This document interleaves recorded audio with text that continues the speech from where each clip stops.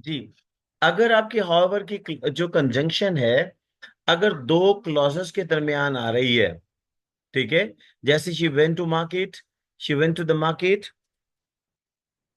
However she bought nothing, ताम उसने खरीदा कुछ भी नहीं, ठीक है। अगर दो क्लॉजेस के दरमियान थे तो इसका स्ट्रक्चर क्या आता है? सेमीकोलन, हाउएवर, कॉमा, ठीक है। इसको हमने पंक्चुएशन पे भी बड़ी डिटेल के साथ डिस्कस किया है। इसको री स्टडी के लिए आप क्या करेंगे, आप पंक्चुएशन के लेक्चर की तरफ जाएंगे, जहां सेमीकोलन का टॉपिक होगा, वहां पर ये एक्सप्लेन मैंने किया हुआ है, ठीक है। लेकिन अगर हाउ सेंस दे, किसका? इन वट एवर वे और मैनर का, इन वट एवर मैनर, इन वट एवर मैनर का सेंस दे या इन वट एवर वे का सेंस दे, तो इसके साथ पंक्चुएशन का इस्तेमाल नहीं होता। जैसे she offered to help, however she could, in whatever manner she could, जिस अंदाज में भी वो करे, जिस अंदाज में भी मैं आपकी मदद करूंगा, मैं जैसे भी करूं। जब अगर आप किसी को कहते हैं ना कि मैं, ये मेरा तरीका कि मैं किस तरीके से आपकी मदद करूंगा, ये मुझ पे डिपेंड करता है कि मैं किस अंदाज में आपकी मदद करूं, वट एवर वे और मैनर। जब how ever, in what ever वे और मैनर की सेंस देता है ना, तो हाउ एवर के साथ कोई पंक्चुएशन यूज नहीं होती। और ये रेफरेंस कहां से? ये लॉन्ग मैन डिक्शनरी का रेफरेंस है। लॉन्ग मैन डिक्शनरी कहती है कि जब how ever means in what ever वे और मैनर हो, तो इसके साथ किसी भी किस्म की पंक्चुएशन का यूज नहीं किया जाता। जी प्लीज, नासुर तफैल साहब काइंडली, अब जो हमने अभी रूल डिस्कस किया है, काइंडली इसको जरा आप सेकंड करें कि आपने क्या सीखा इससे, ताकि बाकी लोगों को भी इसकी वजाहत मिले। इसमें सर आपने हाउएवर का यूज जो है वो हमें बताया है कि हाउएवर जो है उसमें जो है वो पंक्चुएशन जो है वो कब यूज होता है और कब जो है इसमें हम पंक्चुएशन जो है वो यूज नहीं होता। हाउएवर जो है वो अगर दो क्लासेस में आ रहा हो तो इसके साथ जो है वो हम जो है वो सेमीकोलन का यूज करते हैं। लेकिन हाउएवर जो है वो अगर व्हाट मैनर या वट एवर वे की सेंस दे रहा है तो इसके साथ फिर हम किसी भी पंक्चुएशन का यूज जो है वो नहीं करते। जी बिल्कुल ऐसे ही है जी। जी बिल्कुल ऐसे ही है। यानी आपने क्या करना है कि हाउ एवर अगर इन वट एवर वे और मैनर का सेंस देगा, तो इसके साथ किसी भी किस्म की पंक्चुएशन का इस्तेमाल नहीं होगा। जी प्लीज, नेक्स्ट हमारा सेंटेंस नंबर 3 है। जी बेटा, अगर उस क्वेश्चन नंबर 2 के ऊपर किसी बच्चे का क्वेश्चन है तो प्लीज यू कैन आस्क मी। कोई भी बच्चा अगर वो कंफ्यूजन उसको हो रही है पॉइंट नंबर 2 पे, तो वो काइंडली मेरे से डिस्कस कर सकता है। जी, क्वेश्चन नंबर 3 है। जी फायदा, इसका क्वेश्चन नंबर 3 पढ़िए बेटे। I don't expect students to be rude, nor do I expect to be disobeyed. Disobeyed. जी यहां पर रिस्पेक्टेड स्टूडेंट्स आपकी कंजंक्शन कौन सी है जी? जी इरफान नईम साहब, Nor, नॉर जी respected sir, nor. Student. nor, मैंने आपको ये एक्सेप्शन सिखानी थी कि यहां पर नॉर कंजंक्शन का फंक्शन नहीं कर रही। इंग्लिश में सुने, हमारा लेक्चर इसी के साथ हम लॉक करेंगे अपना लेक्चर। देखें बेटा, हमारे पास इंग्लिश में जो मेरे नॉलेज के मुताबिक अभी तक 5 वर्ड हैं जो सेंटेंस में अंडरस्टूड होते हैं मगर लिखे नहीं जाते। इस पॉइंट को जरा ध्यान से सुनिएगा। इंग्लिश में 5 वर्ड्स अभी तक का है मेरी नजर में, जो सेंटेंस में अंडरस्टूड होते हैं मगर लिखे नहीं जाते। इसमें पहला वर्ड सुन लीजिए, ओबे योर टीचर्स। यहां पे बोलने वाला सुनने वाले से कह रहा है कि अपने असातिज़ा की फर्मा बरदारी करो। Obey your teachers, I mean to say you obey your teachers. यहां पे आपका सेकंड पर्सन अंडरस्टूड है मगर लिखा नहीं होता, पहला वर्ड। दूसरा, दूसरा वर्ड ये आ जाता है आपका नॉमिनल। नॉमिनल का मतलब वो एडजेक्टिव जो नाउन तो नहीं है मगर नाउन का फंक्शन करता है, मिसाल के तौर पर the brave never die. When I say the brave never die, I mean to say the brave people never die। यहां पे वर्ड क्या आ जाएगा आपका? Brave never die. I mean to say brave people never die. कितने word हो गए आपके? दो हो गए वर्ड। टू। तीसरा वर्ड, तीसरा वर्ड क्या आ गया जी आपका? Boys play cricket. Boys play cricket. जब मैं कहता हूं boys play cricket, I mean to say some boy. यहां पे जीरो आर्टिकल अंडरस्टूड है मगर लिखा नहीं हुआ। यहां पे जीरो आर्टिकल अंडरस्टूड है मगर लिखा नहीं जाता। क्या आ गया? You obey your teachers, the brave never die, some boys play cricket. जो फोर्थ वर्ड है वो है आपका नॉर।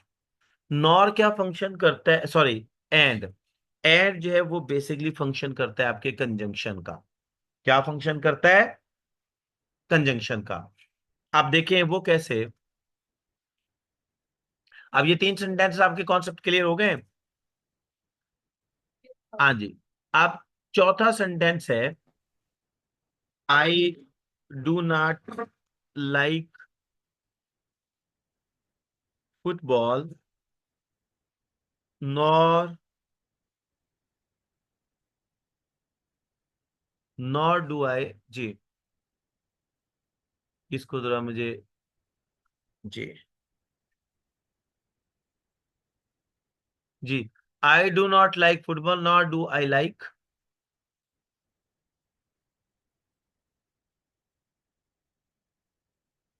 क्रिकेट।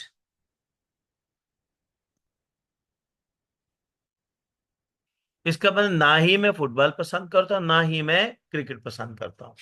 देखिए जी, जब आप किसी भी नेगेटिव आइडिया को आप मजीद नेगेटिव शो करना चाहते हैं तो आप बेसिकली सेकेंड क्लॉज को नॉट से स्टार्ट करते हैं, यानी उसकी इन्वर्जन लेते हैं, और यहां पर जो नॉट फंक्शन करेगा वो फंक्शन करेगा आपके एडवर्ब का।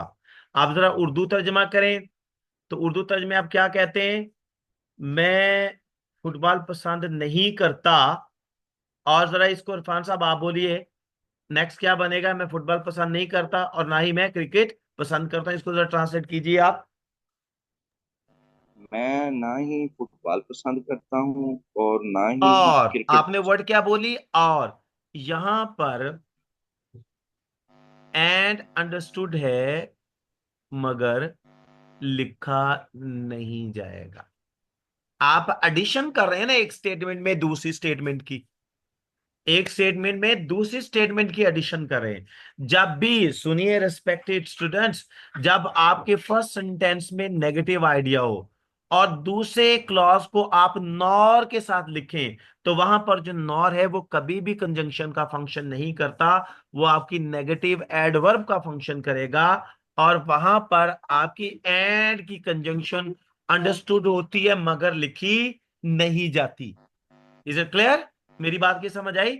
ये फोर्थ वर्ड है जहां पर आपने क्या देखा है कि आपका यहां पर एंड की जो कंजंक्शन है अंडरस्टूड है मगर लिखी नहीं जाती।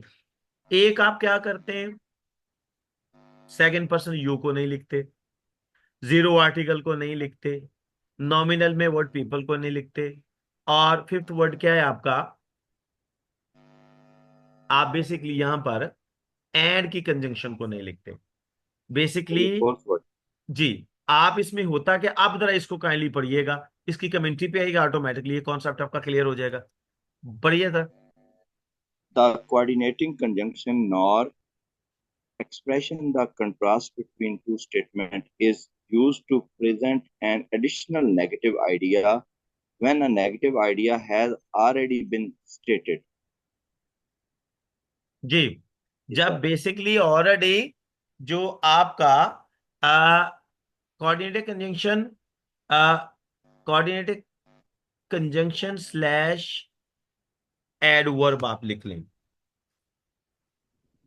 एडवर्ब, क्योंकि जी coordinating conjunction slash adverb nor expresses the contrast between two statements is used to present an additional negative idea when a negative idea has already been stated.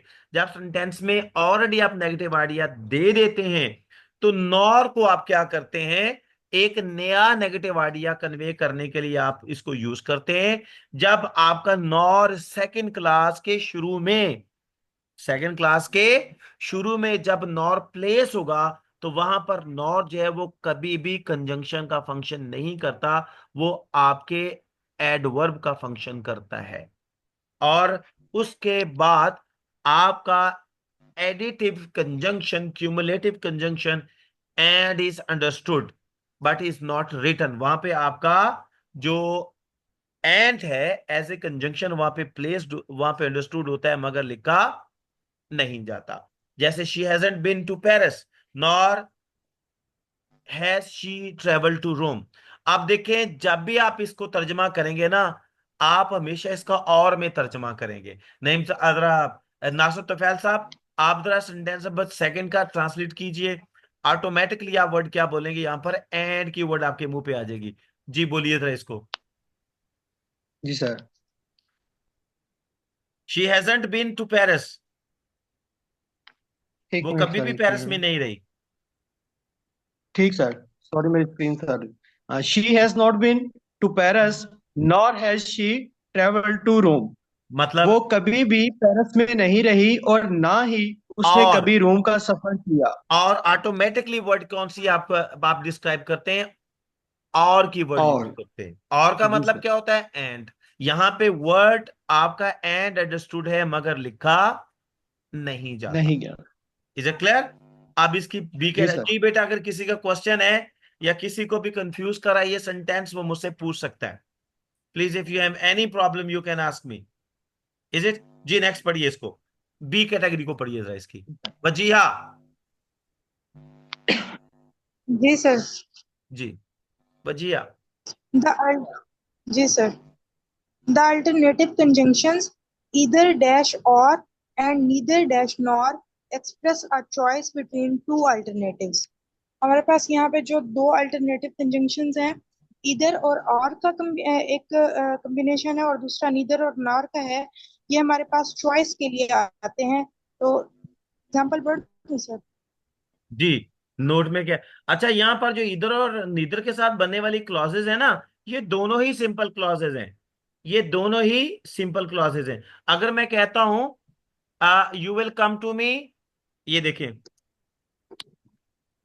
You will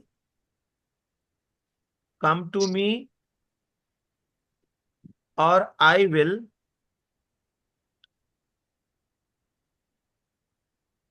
visit you. अब इसको देखिएगा, यहां पर वो क्या कर रहा है, इस सेंटेंस को देखिए, वो क्या कह रहे हैं, you will come to me और आई विल विजिट यू। ये बेसिकली आपकी कंपाउंड सेंटेंस है।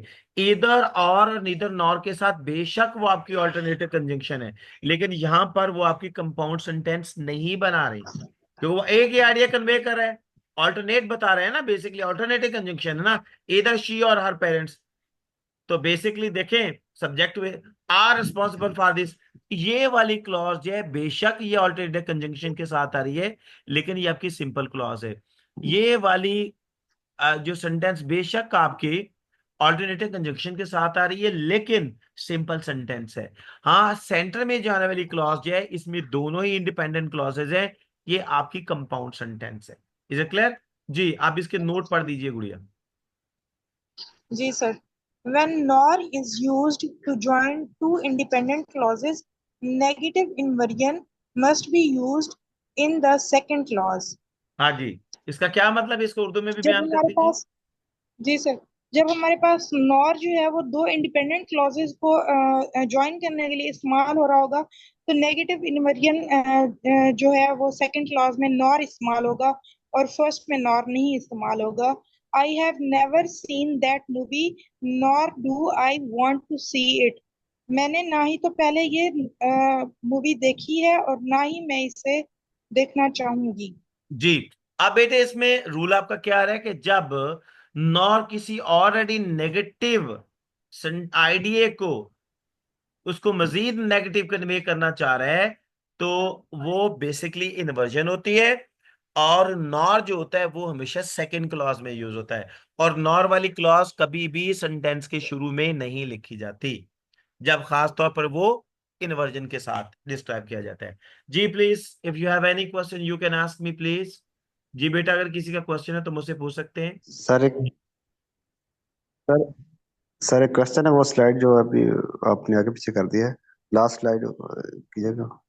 यहाँ नेवर सर लिखा हुआ है, वहाँ अगर करेक्शन है तो यहाँ नीदर लिख सकते हैं या इसको इसी सेंस में बनाना हो चाहिए? किस कौन से वाली?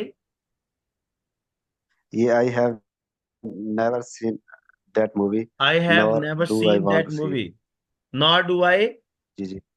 Want to see it. ये इसी बिल्कुल इसी तरह आपने देना सेंटेंस, क्योंकि यहाँ पर नॉर की जो इन्वर्जन है आप लिखते ही उस वक्त हैं जब आपकी जो फर्स्ट क्लास है उसमें किसी आप नेगेटिव आइडिया को कन्वे करना चाह रहे हैं, और सेकंड क्लास में मजीद आप क्या कर रहे हैं उसको जो इंडोर्स करते हैं उस नेगेटिव आइडिया को। तो सर नीदर से भी तो नेगेटिव को ही कर रहा होता है। जी, नीदर का एक चीज ध्यान में रखिएगा सर, नीदर का आप वर्ड उस वक्त लिखते हैं जब आप स्पेसिफिकली दो लोगों की बात करते हैं, दो ग्रोहों की बात करते हैं। देखें यहाँ पे दो ग्रुप है ना, एक पेरेंट्स है एक उसका हस्बैंड है, दो लोग जी बात हो रही है। ठीक है, जब आप जी दो जी, सही जैसे नेदर ऑफ द सही। Two players won the prize, ठीक है, वन द प्राइज, ठीक है, दोनों में से किसी खिलाड़ी ने भी इनाम नहीं जीता। ठीक है, बेसिकली नीदर की जो कंजंक्शन है आप वहां पे यूज करते हैं, एडवर्ब वहां पे यूज करते हैं जहां पे there is a mention of two, जब दो लोगों का जिक्र हो रहा हो। जी प्लीज, ठीक है। इट्स ओके सर जी। इसमें भी ऐसे नहीं हो सकता कि ये ओके मूवी सर। वाले में भी तो दो, सर दो सिचुएशन का जिक्र हो रहा है ना? कैसे? सर ना मैंने वो मूवी देखी है और ना मैं उसे देखना चाहती हूँ, दो सिचुएशन का तो जिक्र ये हो रहा दो है सिचुएशन। एक सेंटेंस में, एक क्लॉज में। नहीं अब सर, आप आंसर करें ना मेरी क्लास तो बात एक का। नहीं, सेंटेंस हाँ जी,